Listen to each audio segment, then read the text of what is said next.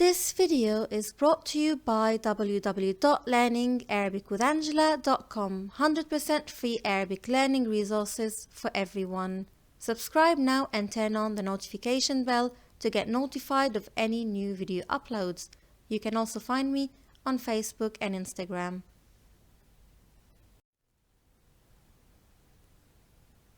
Assalamu alaikum. Peace be upon you. Marhaban.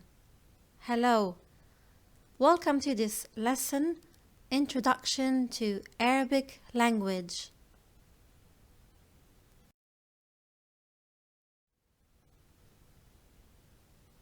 The aims and objectives for this lesson are to get familiarized with the history of Arabic language, to understand the main morphology and syntax features of the Arabic language, to identify the differences between the three main types of Arabic: Classical Arabic, Modern Standard Arabic, and Spoken Arabic.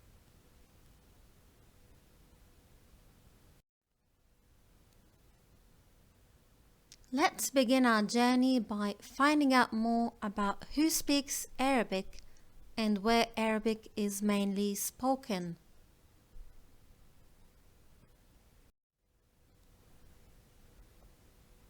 It is estimated that around 270 million people speak Arabic around the world.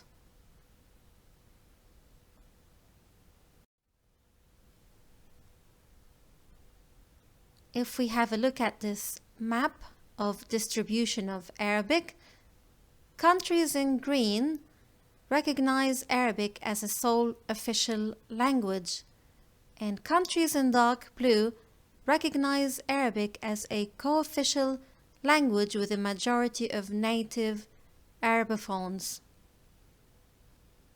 Countries in light blue recognize Arabic as a co-official language due to significant Arabophone minorities or for historical or cultural reasons.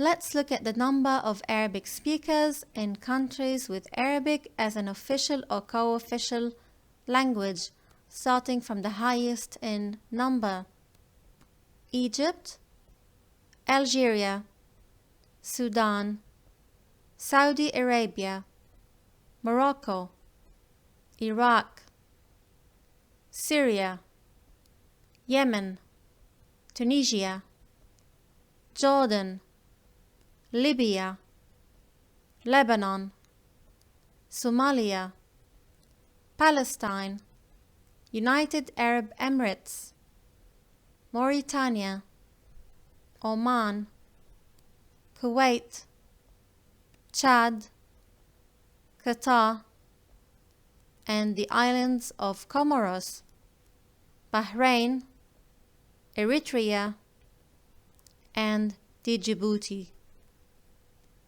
The total number of speakers is estimated to be around 270 million.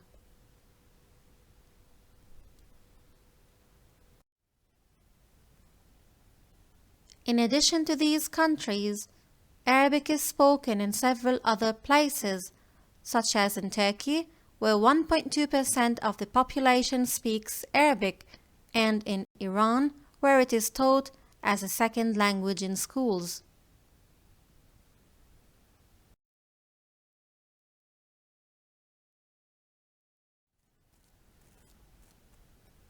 Keep in mind that there are 1.9 billion Muslims in the world, Islam being the second largest religion, and every practicing Muslim has some knowledge of Arabic, either by prayer, reading, or reciting the holy book of the Quran.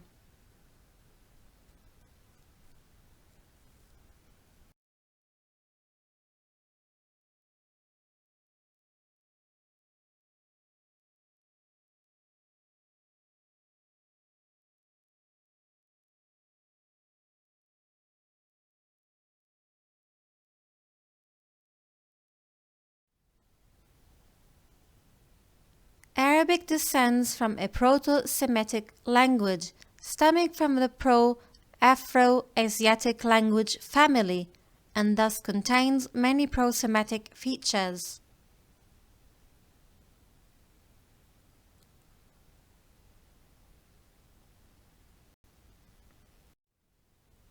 So how old is really Arabic? Nabatean Arabic is a presumed dialect of Arabic spoken by the Nabateans, a northwest Semitic language. They were a Semitic tribe that emigrated and founded a kingdom centered around Petra in what is now known as Jordan. The oldest known inscription in the Arabic alphabet was found at a site located near Iran in Saudi Arabia and dated back to 470 AD, reflecting a composite of Nabatean and Arabic writing. The Nabatean Arabic text is thought to be the first stage of Arabic writing. Nabatean alphabet was initially written in Aramaic language in the 2nd century AD, when Aramaic was a language of trade and communication. It then developed into two forms, one intended for inscriptions or monumental Nabatean, and a more cursive form with joint letters for papyrus writing. It is believed that the latter form is what gradually changed to become the Arabic alphabet. Nabatean is therefore considered the direct precursor of the Arabic script.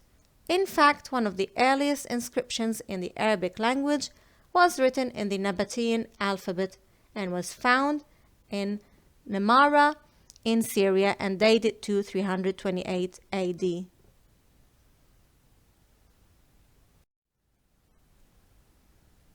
Inscriptions in Old Arabic are very few, and linguistics presume that the earliest attested stage of Arabic language begins with its differentiation from related Central Semitic dialects in the Syrian desert in the early 1st millennium BCE until the emergence of the Arab grammatical tradition in the 8th century CE.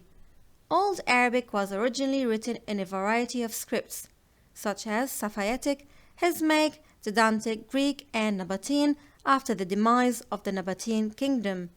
There were several dialects of Old Arabic itself. The numerous inscriptions found in Wadi Rum desert in southern Jordan show the very early development of alphabetical writing among the inhabitants of the Arabian Peninsula.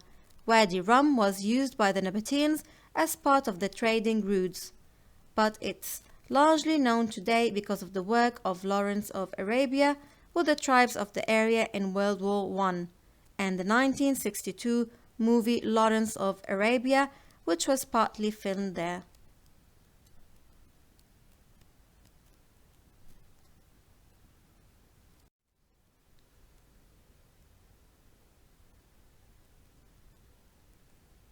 This inscription, which is a burial monument of King Imru al-Qais ibn Amru, is written in the Nabatean Aramaic script and found in An-Namara in Syria.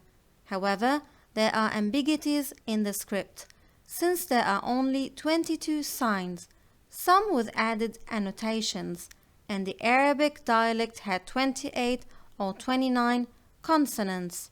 The script has ligatures between some letters that show a transition towards an Arabic script.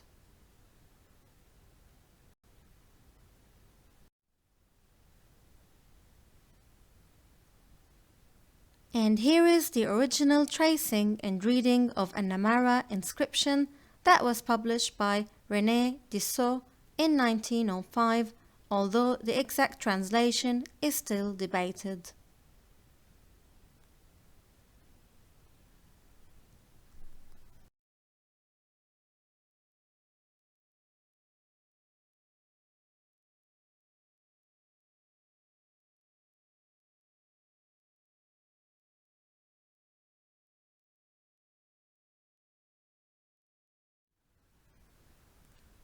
The Arabic alphabet is first attested in its classical form in the 7th century.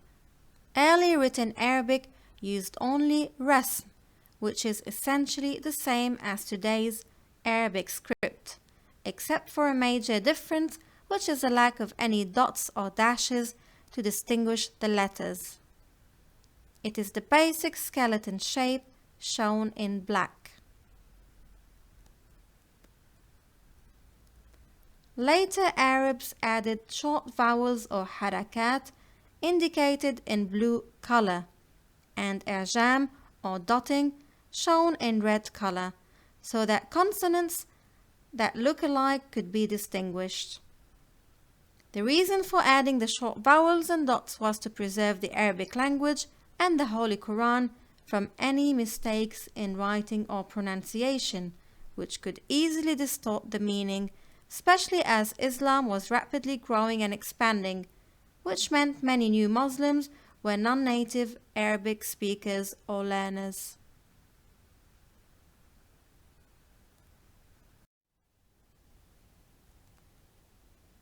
The lack of vowel signs in Arabic writing created ambiguities, especially for non-Arabs or non-native Arabic speakers who are reading the Quran. For example, in classical Arabic, the letters ka, ta, ba together could be kataba, he wrote, or kutiba, it was written, or kutub, books. When diacritics or harakat are added, the ambiguity is cleared.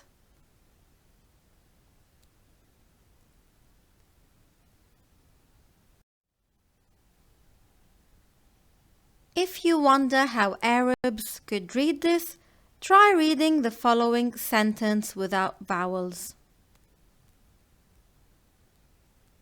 You have probably read it correctly. I can read this text.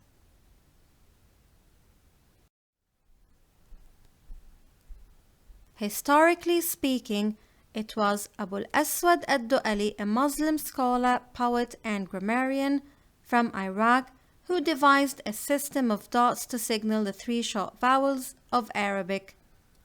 It was different from the system we know today. The system used red dots with each arrangement or position indicating a different short vowel. A dot above a letter indicated the vowel a dot below indicated the vowel e, a dot on the side of the letter stood for the vowel u, and two dots stood for what is known as tanween in Arabic. However, the early manuscripts of the Quran did not use the vowel signs for every letter requiring them, but only for letters where they were necessary for a correct reading. Later, a second black dot system was used to differentiate between letters that looked alike.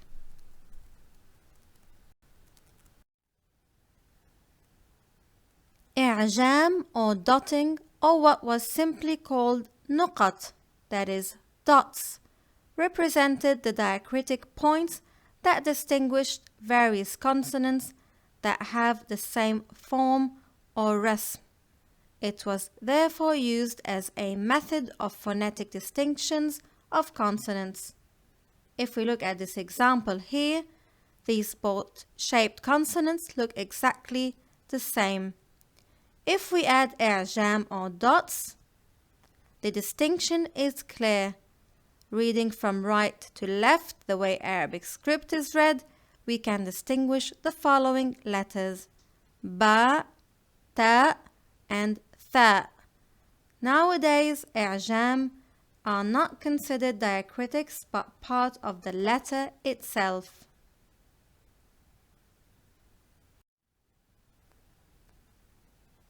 PERF 558 is the first surviving Islamic Arabic writing and the first surviving document that definitely uses i'jam dots. This manuscript, dated in 643, shows extensive dotting of Arabic script. Diacritical dots on the letters shin, zay, dhal, kha, jim, and nun are clearly visible. The reason for i'jam, again, is that in the 7th century, probably in the early years of Islam, while writing down the Quran, scribes realized that working out which of the ambiguous letters a particular letter was from context was laborious and not always possible, so a proper remedy was required. Writings in the Nabatean and Syriac alphabets already had sporadic examples of dots being used to distinguish letters which had become identical. By analogy with this, a system of dots was added to the Arabic alphabet to make enough different letters for classical Arabic's 28 phonemes. Sometimes the resulting new letters were put in alphabetical order after the undotted originals and sometimes at the end.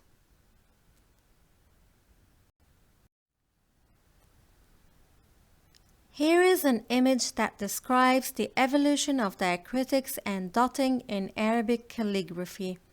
The Basmala was taken as an example from Kufic Quran manuscripts. It reads, Bismillahir Rahmanir Rahim, in the name of God, the All-Merciful, the Especially Merciful. Vowel pointing was introduced first as a red dot placed above, below or beside the rasm letter, and later consonant pointing or i'jam was introduced as thin, short, black single or multiple dashes placed above or below the rasm. These i'jam became black dots about the same time as the harakat became the small black letters or strokes.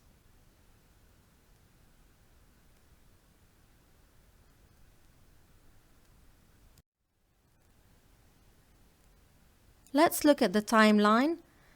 Stage 1, early 9th century, script with no dots or diacritic marks.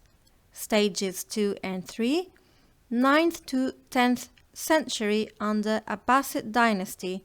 Abu al-Aswad system established red dots with each arrangement or position indicating a different short vowel. Later, a second black dot system was used to differentiate between letters like fa and qaf. Stage 4, 11th century. In Al-Farahidi's system, the system that we know today, dots were changed into shapes resembling the letters to transcribe the corresponding long vowels.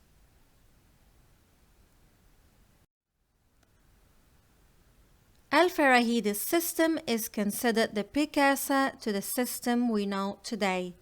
Al-Farahidi found that the task of writing using two different colors was tedious and impractical. Another complication was that i'jam had been introduced by then, which, while there were short strokes rather than round dots seen today, meant that without a color distinction that the two could become confused. Accordingly, he replaced harakat with small superscript letters, small alif, ya and waw for the short vowels corresponding to the long vowels written with those letters, a small sheen for shadda, geminate, a small kha for khafif, short consonant, no longer used. His system is essentially the one we know today. Al-Khalil ibn Ahmad al-Farahidi authorized the first Arabic dictionary and book of Arabic prosody, and his student Sibawayh authorized the first book on theories of Arabic grammar.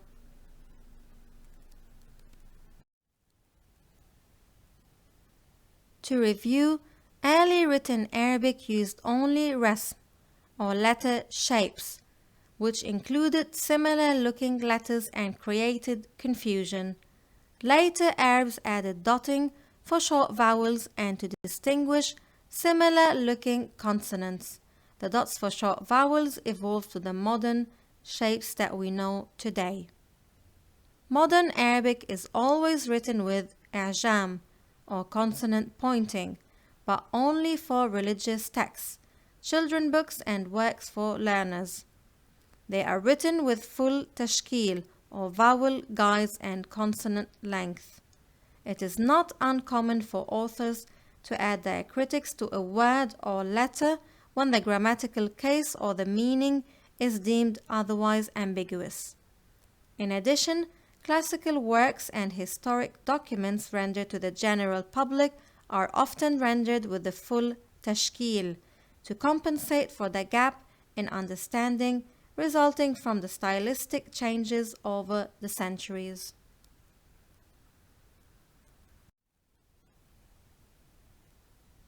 So now we have a brief idea about the history of Arabic and that it descends from a proto-Semitic language. So now let's go through some of its general and proto-Semitic features.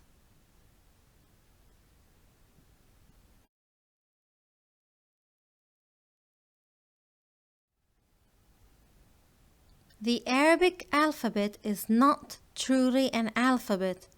It is rather an impure abjad, in that it is made up of consonants and uses symbols or diacritics to represent vowels. The Arabic abjad in its basic form has 28 letters. Some scholars consider the glottal stop, hamza, to be an additional letter, which adds up to 29 letters instead.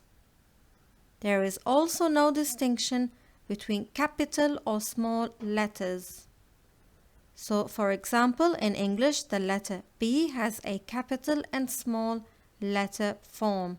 However, the letter Ba in Arabic has no distinction between the two. Arabic letters are also written in cursive and even printed in cursive, and they are also written and read from right to left and from the top of the page to the bottom of the page.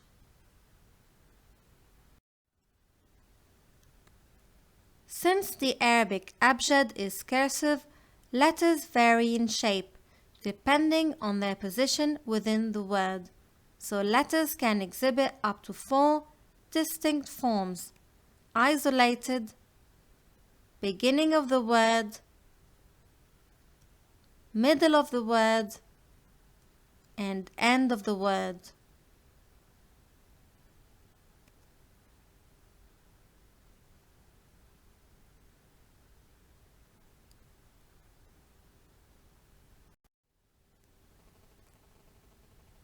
The Arabic language has a classical symmetrical 3-vowel system, resulting in 6 phonemic vowels or vowel sound types, 3 long vowels and 3 short vowels.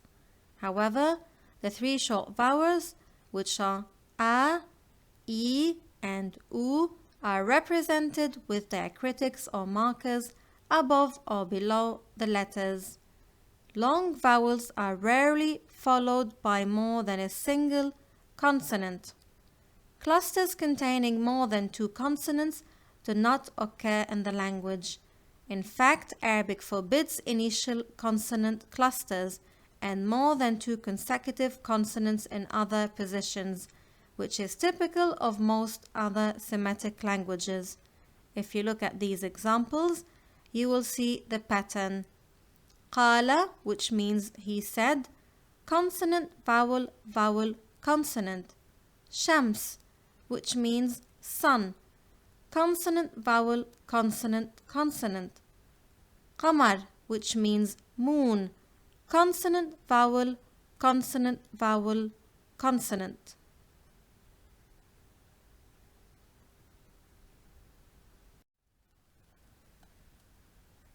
The literal meaning of tashkil is forming. As the normal Arabic text does not provide enough information about the correct pronunciation, the main purpose of tashkil and harakat are to provide a phonetic guide or a phonetic aid showing the correct pronunciation. The bulk of Arabic script is written without harakat. However, they are commonly used in texts that demand strict adherence to exact wording. This is true primarily of the Quran and poetry. It is also common to add harakat to hadith and to the Bible. Another use is children's literature. Moreover, harakat or short vowels are used in ordinary texts, in individual words, when an ambiguity of pronunciation cannot be easily resolved from context alone. Arabic dictionaries with vowel marks provide information about the correct pronunciation to both native and foreign Arabic speakers. In art and calligraphy, harakat might be used simply because their writing is considered aesthetically pleasing. Some Arabic textbooks for foreigners now use harakat as a phonetic guide to make learning reading Arabic easier. The other method is used in textbooks is phonetic romanization of unvocalized texts. Fully vocalized Arabic text, i.e. text with harakat, are sought after by learners of Arabic. Some online bilingual dictionaries also provide harakat as a phonetic guide, similar to English dictionaries providing transcription. Harakat or short vowel marks in Arabic literally means motions. The fatha is a small diagonal line placed above the letter and represents a short ah sound such as ka. The dhamma is a small curl-like diacritic placed above the letter and represents a short u sound such as ku. The kasra is a diagonal line placed below the letter and represents a short e sound such as ki. And the sukoon is a circle-shaped diacritic placed above the letter. It indicates that the consonant to which it is attached is not followed by a vowel, that is, zero vowel, such as k.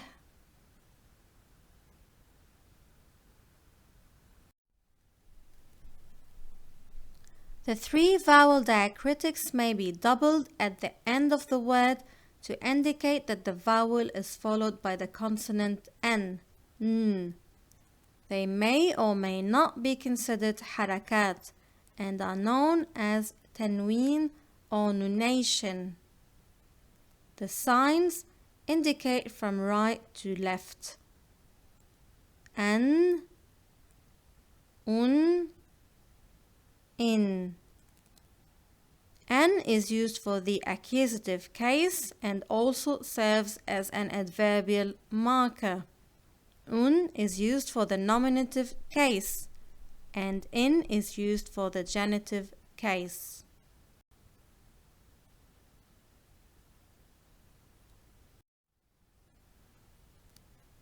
So these letters in this case would be pronounced as follows: kan for double fatha, kun for double dhamma, and kin for double kasra.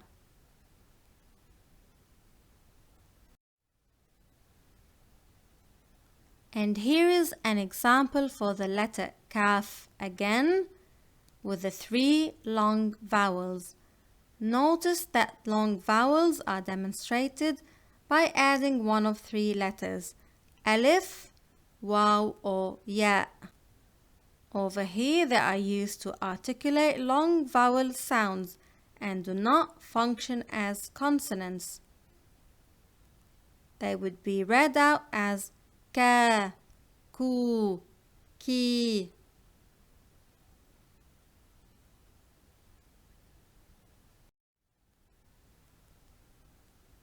In this example, the word yad, which means hand in Arabic, the letter ya is a consonant, but in the word kitabi, which means my book, the letter ya is a long vowel.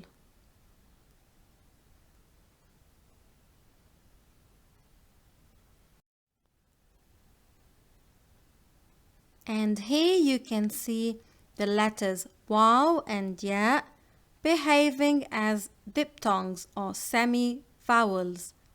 Example, kaw, kay.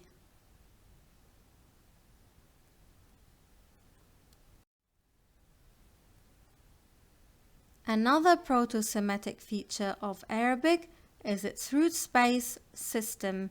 For example, the letters ka, ta, ba form the word kataba, which is a root word from which all that is related to writing is derived. The verb kataba means to write.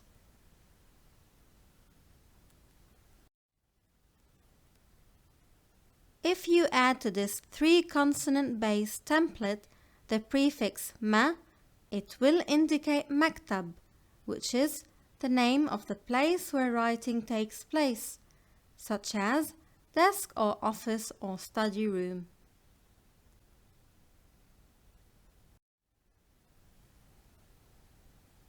If you add to this 3-consonant based template the infixation alif, it will indicate katib, writer or the person who writes.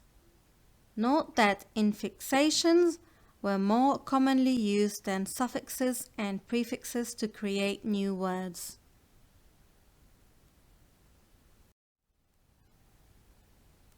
In addition to having words composed of consonantal roots onto which vowels are added, the Arabic language has a 3-case declension system: the nominative case, the accusative case, and the genitive case.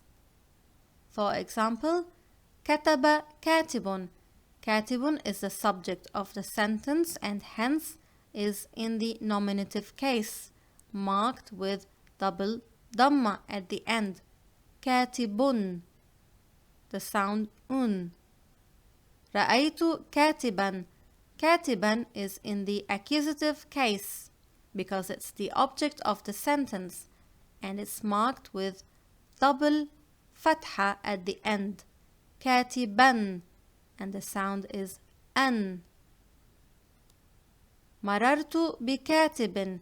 Katibin is in the genitive case and it's marked with double kasra at the end and the sound is in.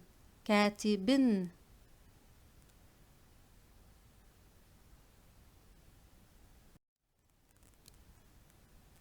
The Arabic language also uses singular, dual, and plural forms for nouns, verbs, and adjectives.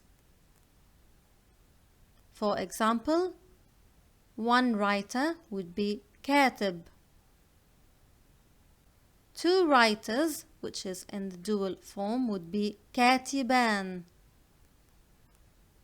3 or more writers would be in the plural form, and that would be katibun.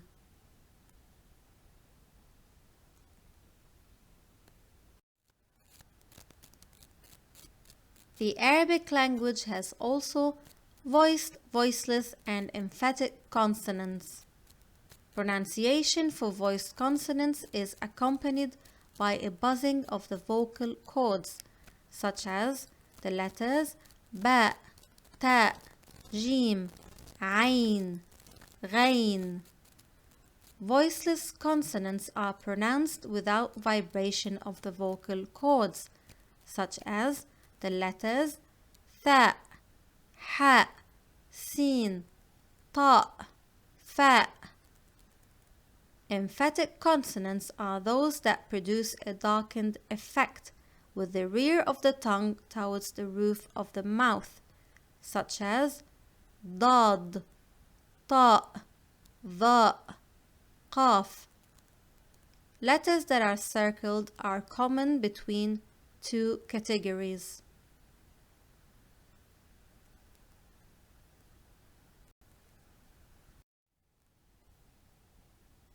Arabic has a strong resemblance to proto-Semitic languages in syntax as well, such as a typical verb-subject order, which was presumably similar in proto-Semitic languages. However, note that such proto-Semitic syntactical feature and others have been dropped by more than half of modern colloquial dialects, which are different to the bookish, typical classical Arabic.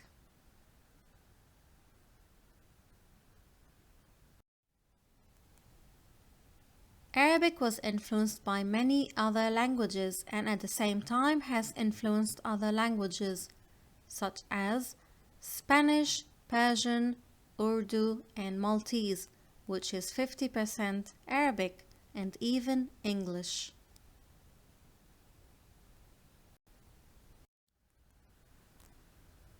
Some words in English are actually of Arabic origin, such as sukkar, which became sugar, or qutn, which became cotton, or al-kuhul, which became alcohol, or Sahra, which became Sahara.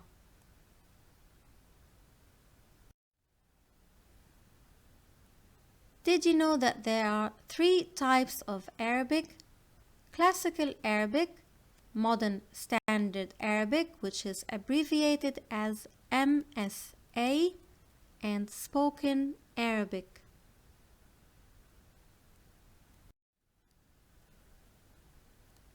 Classical Arabic is nicknamed as Fusha or eloquent speech and is mainly for religious use, such as reading the Quran and Hadith or other religious purposes, and it's mainly a written language and it's not spoken.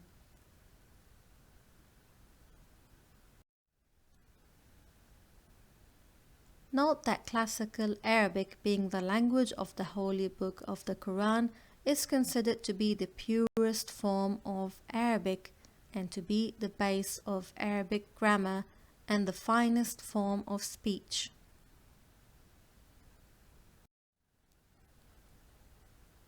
Modern Standard Arabic, which is abbreviated as MSA, is also nicknamed Fusha or eloquent speech. And as the name suggests, it's easier and more modern, where the vocabulary has been expanded to include modern terms, and case endings have been largely dropped, and it's widely used by all Arabs.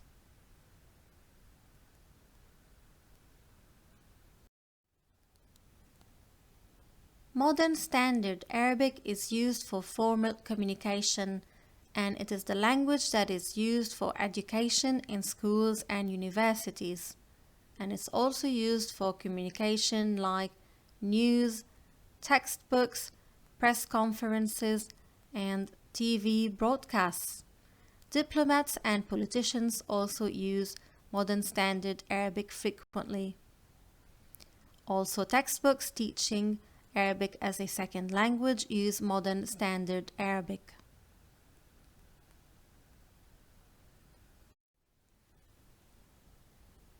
So, spoken Arabic is also referred to as colloquial Arabic, and it's the language naturally used for everyday conversation.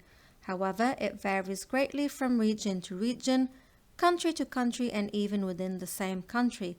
The main dialect branches, keeping in mind each country's own variations, are Levantine Arabic, which applies to Lebanon, Syria, Palestine, and Jordan, Egyptian Arabic, which applies to Egypt, North African Maghrebi Arabic, which applies to Morocco, Algeria, Tunisia, and Libya, Gulf or Khaliji Arabic, which applies to countries of the Gulf such as Saudi Arabia, Kuwait, United Arab Emirates, Qatar, Bahrain, Yemen, Iraq, and Oman, and Sudanese Arabic, which applies to Sudan and Chad.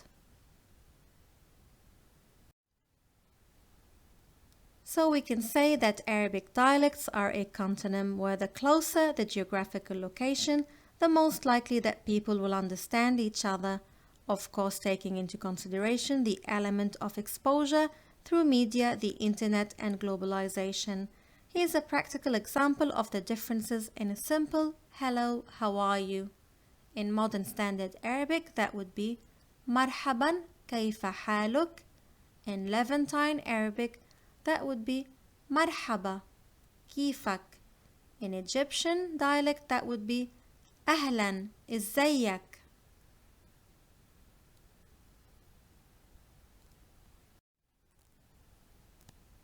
I will provide you with more examples so you can tell the difference between modern standard Arabic and spoken Arabic. Any textbook that you would see in Arabic would most likely be in modern standard Arabic. Receipts that you get, for example, in a restaurant or any form of bills, they would be in modern standard Arabic. Any formal letters or business emails would be in formal modern standard Arabic. Newspapers and magazines would be in modern standard Arabic. If you watch the news, it's most likely going to be in modern standard Arabic. However, any other type of daily conversation or communication with people would involve spoken Arabic, such as ordering a taxi, that would be in the spoken dialect of that country, or ordering food in a restaurant, or buying something, or any other type of conversation.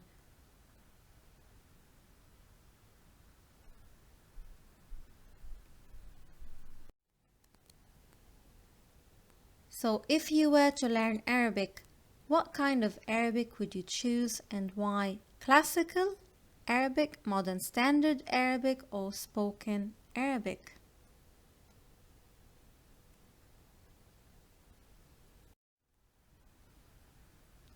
There is no clear answer for the question, and it all depends on the individual's needs and goals. Some people prefer classical Arabic for religious purposes, and others prefer modern standard Arabic because they need it for academic or business purposes, while others simply need spoken Arabic because they'd like to converse with the natives of a certain country, so they choose to study that typical dialect.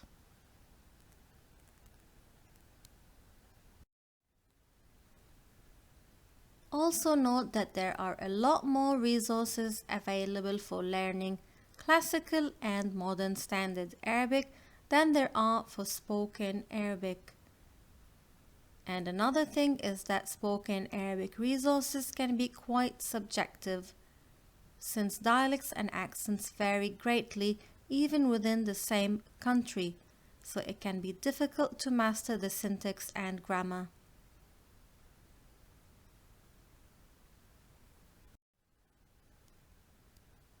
Many Arabic schools and Arabic teachers recommend that learners study modern standard Arabic at first to get a firm grip on the alphabet, reading and writing, and on grammar, and then move on to study a spoken dialect of a certain country at some stage or after.